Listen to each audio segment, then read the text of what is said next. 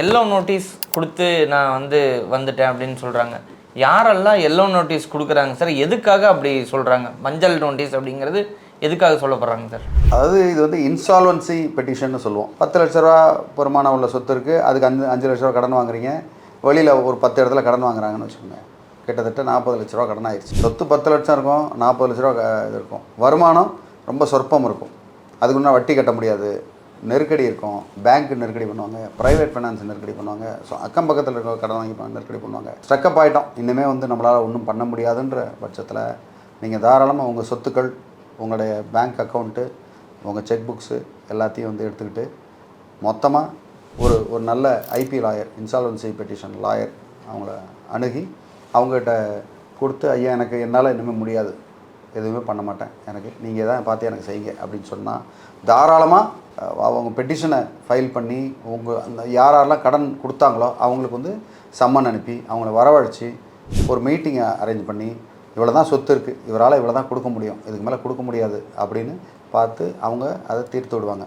அதுக்கப்புறம் செய்யக்கூடிய வேலைகள் எல்லாமே ஒரு ரிசீவர், யாராவது இன்சால்வன்சி ரெசல்யூஷன் ப்ரொஃபஷனல் ஒருத்தவங்களை அப்பாயிண்ட் பண்ணி அவர் தான் ஒரு கவர்னிங் பாடியாக இருக்கும். அவர் தான் ஓனர் ஆயிடுவார். உங்கள் சொத்துக்களுக்கு, உங்கள் கடனுக்கு எல்லாத்தையும் கொடுக்குறது, அதை பிரித்து உங்கள் சொத்துக்களை பிரித்து கொடுத்துருவாங்க.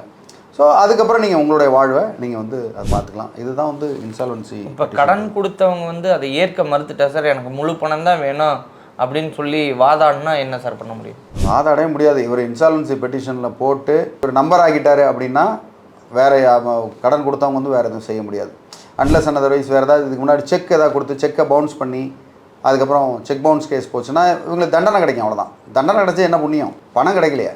பணம் அதுக்கு மேலே கிடைக்கும்னு சொல்ல முடியாது. என்ன வேறு என்ன செய்ய முடியாது? இவர்கிட்ட பணம் இல்லைன்னா 10 பேரை ஏமாற்றி உங்களுக்கு எப்படி கொடுக்க முடியலையோ அது மாதிரி வேறு யார்ட்டையா கொடுக்குறேன்னு சொல்லி கடன் வாங்கி தான் உங்களுக்கு கொடுக்கணும்.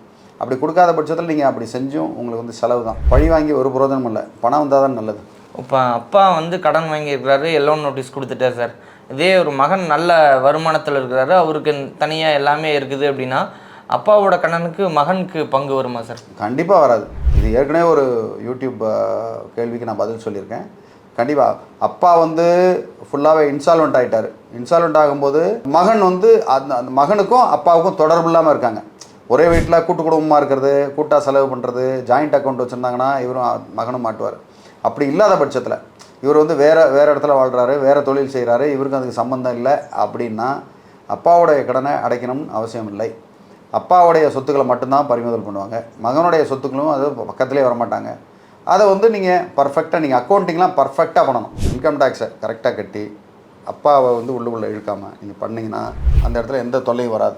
இப்போ இதே இந்த கண்டிஷன்ஸில் வந்துச்சுன்னா சார், இப்போ மனைவி பேரில் சொத்து நிறையா இருக்குது, ஆனால் கணவன் எல்லாத்தையும் இன்சால்வன்சி இதில் இருக்கிறாரு, அப்போ மனைவியோட சத்தை எடுத்துக்கிறதுக்கும் வாய்ப்பு இருக்குங்களா? இல்லை, பொதுவாக இப்போ கணவர் மனைவியை கூட்டு சேர்த்துட்டு பிஸ்னஸ் பண்ணுறாங்க, இல்லை இந்த பிஸ்னஸில் இருக்கிறது மனைவி பேருக்கு போயிருக்கு அப்படின்ற பட்சத்தில் அதை வாங்குறது வாய்ப்பு உண்டு. இல்லை அவங்களுடைய சொத்து, அவங்களுக்கு சீதனமாக வந்த சொத்து, இல்லை அவங்க அப்பாவோட இதெல்லாம் அதுலேருந்து எடுக்க முடியாது. கணவன்னா ஏன்னா ஒரு சில நேரங்களில் என்ன பண்ணுவாங்க, புத்திசாலித்தனமாக அந்த கடன் கொடுக்குறவங்க ஷூரிட்டிக்கு மனைவி இப்போ கையெழுத்து வாங்கிக்குவாங்க. அப்படி எந்த இடத்துலையும் கையெழுத்து போடாத பட்சத்தில் மனைவி சொத்துக்களை எடுக்க முடியாது. இப்போ ஷூரிட்டியாக மகன் கையெழுத்து போட்டிருந்தாரு அப்படின்னா மகனோட சொத்தையோ மகன் உழைப்பிலிருந்து வர வருமானத்தையும் எடுக்க முடியும். கண்டிப்பாக எடுக்க முடியும். ஷூரிட்டி கையெழுத்து போட்டிருந்தாரு, இவர் கொடுக்கலன்னா, இப்போ ஷூரிட்டின்னு என்ன அர்த்தம்? அப்பா கொடுக்கலன்னா நான் கொடுக்குறேன் அப்படின்னு தான் அர்த்தம். அப்போ இவர் முழு கடனாளி ஆயிடுவார். கண்டிப்பாக இவர் கொடுத்தாகணும். அவங்க ஜப்தி பண்ணுறதுக்கு எல்லா வித உரிமையும் உண்டு. அதுக்கப்புறம் அவங்க வாழ்கிற வாழ்வாதாரத்துக்கு இந்திய அரசாங்கம் ஏதாவது வழிவகை செய்து தருதுங்களா? எல்லோ நோட்டீஸ் கொடுத்தவங்களுக்கு வேலை வாய்ப்பு தான். வேலை வாய்ப்பு கொடுப்பாங்க. அந்த சம்பளத்தை வச்சு ஒவ்வொரு மாதமும் அவங்க அதுக்காக இன்சால்வன்சி பெட்டிஷனை கொடுத்தவங்களுக்கு டக்குன்னு அது பண்ணிட மாட்டாங்க. அது ஸோ பொதுவாக வாழ்க்கையில் எல்லாரும் வெற்றி பெற்று வரணும் அப்படிங்கிறது எல்லாருமே நம்ம நினைக்கிறோம் சார். கடன் வாங்குறவங்க, கடன் கொடுக்குறவங்க என்னென்ன பார்த்து வாங்கணும், பார்த்து கொடுக்கணும் அப்படிங்கிற அறிவுரை சொன்னீங்கன்னா நல்லாயிருக்கும். கடன் கொடுக்குறவங்க, கடன் வாங்குறவங்க, கடன் எதுக்காக கொடுக்குறாங்க அப்படின்னா ஒரு வருமானம், வட்டி ஒன்று வருமானம் இருக்கும், ஒரு சில இல்லைன்னா இறக்கப்பட்டு கொடுக்குறது, 2 தான். அந்த வட்டியை வச்சு ஒரு சில பேர் வாழ்ந்துக்கிட்டு இருப்பாங்க. அந்த வட்டி தான் அவங்களுக்கு வருமானமே அப்படின்னு இருக்காங்க. ஒருத்தவங்க உதவி செஞ்ச மாதிரி ஆச்சு, வட்டி வாங்கின மாதிரி ஆச்சு. ஸோ வட்டின்றது பெரிய வட்டிக்கு ஆசைப்பட்டு பணத்தை விட்டுறாதீங்க. நம்பர் 1 உங்களுக்கு அட்வைஸ். அதில் நம்பர் 2, யாரால திருப்பி கொடுக்க முடியும்னு பாருங்கள். அவங்களுக்கு என்ன சொத்துக்கள் இருக்குது, அவங்களுக்கு என்ன ரெப்புடேஷன் இருக்குது, எத்தனை வருஷமாக இருக்கிறாங்க அப்படின்னு பாருங்கள். நாணயமாக இருக்காங்களா? ஒரு சில பேர் பார்த்தீங்கன்னா திட்டினா வாங்கிட்டு போயிட்டே இருப்பார், கவலையே பட மாட்டார். ஒரு சில பேர் பார்த்தீங்கன்னா ரோஷப்படுவான், ஐயோ என்னங்க இதுக்கெல்லாம் சொல்லிட்டீங்க அப்படின்னு சொல்லுவோம். என்னடா எதுக்கெடுத்தாலும் இவன் முறைகிறான் அப்படின்னா நீங்கள் அவங்கள தவறாக நினச்சிடக்கூடாது. ஸோ இதெல்லாம் வந்து ரொம்ப கேர்ஃபுல்லாக நீங்கள் பார்த்து நீங்கள் வட்டிக்கு கொடுக்கணும். வட்டி கொடுத்தீங்கன்னா அவங்ககிட்ட ப்ரோ நோட் வாங்கிக்கணும். அதில் வந்து பார்த்திங்கன்னா இந்த ரெவென்யூ ஸ்டாம்பில் கையெழுத்து, அது கீழே கையெழுத்து, இதெல்லாம் வந்து ஷார்ப்பாக உங்களுக்கு வந்து அது கரெக்டாக டாக்குமெண்டேஷன் கரெக்டாக பண்ணணும். செக்யூரிட்டி செக்ஸ் வாங்கிக்கலாம், வாங்கிட்டு நீங்கள் வந்து கொடுக்கலாம். இத்தனாம் தேதியில் நீங்கள் எனக்கு கொடுத்துருங்கன்னு இன்ஸ்டால்மெண்ட்டில் கொடுக்கலாம். இந்த தேதியில் நான் உங்களுக்கு போடுவேங்க, நீங்கள் வந்து அதை கரெக்டாக ஹானர் பண்ணிடுங்க அப்படின்னு சொல்லலாம். ரெண்டாவது கொடுக்குறவங்க வந்து லாங் டேர்மாக கொடுக்காதீங்கன்னு தான் நான் சொல்லுவேன், என்னுடைய அறிவுரை. இப்போ நீங்கள் வந்து ஒருத்தவங்களுக்கு கூட கடன் கொடுக்குறீங்கன்னா ஒரு கால அளவு வச்சுங்க, 3 மாதம் 6 மாதம் அப்படின்னு வச்சுக்கோங்க. ரொம்ப லாங் டேர்ம் 3 வருஷம் கழிச்சு தான் கொடுப்பேன் அப்படின்னா நீங்கள் ஒன்றும் பேங்க் கிடையாது. 3 வருஷம் கழிச்சு யார் எங்கெங்கே இருப்பாங்க, எப்படி மனமாற்றம் ஆகுன்னு சொல்ல முடியாது. அந்த லாங் டேர்ம் லோன்ஸை வந்து நான் இதே பண்ண மாட்டேன்.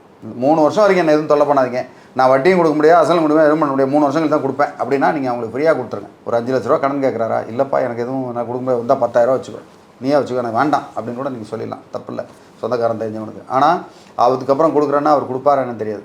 அதனால் அவரால் முடியுமான்றது பெரிய சந்தேகம். அது ஒரு கடன் கொடுக்குறவங்களுக்கு உண்டான அறிவுரை. இன்னும் அது தனி வீடியோவை போடலாம். கடன் வாங்குறவங்க வந்து உங்களால் அடைக்க முடியும்னா தான் கடன் வாங்கணும். அதுக்கு ஒரு பிளான் இருக்கணும். பிளான் இல்லாத, பட்ஜெட் இல்லாத கடன் வந்து என்றைக்குமே நரகம் தான், ஆபத்து. பெரிய புதகுழியில் தான் உள்ள போகிறீங்கன்னு சொல்லுவேன் நான். அந்த பிளான் இல்லை, குருட்டுத்தனமாக என்ன இல்லை என்னால் சம்பாதிக்க முடியும், எனக்கு இவ்வளோ என்னால் ஏர்ன் பண்ண முடியும், அதை செய்ய முடியும் அப்படின்னு நீங்கள் பண்ணும் பட்சத்தில் ஆபத்து தான். ரெண்டாவது வட்டி, எனக்கு பணம் கொடுக்குறாரு எவ்வளோ வட்டி இருந்தாலும் பரவாயில்ல அப்படின்னு வாங்குறீங்க. வட்டி வந்து எவ்வளோ கம்மியாக நீங்கள் வாங்குறீங்களோ அவ்வளோ கூட லாபம் உங்களுக்கு. இவ்வளோ உங்களுக்கு வந்து தொழிலில் அதை போட்டிங்கன்னா எவ்வளோ லாபம் கிடைக்கும் என்ன எது தெரிஞ்சுக்கிட்டு அதுக்கப்புறம் வாங்குங்க.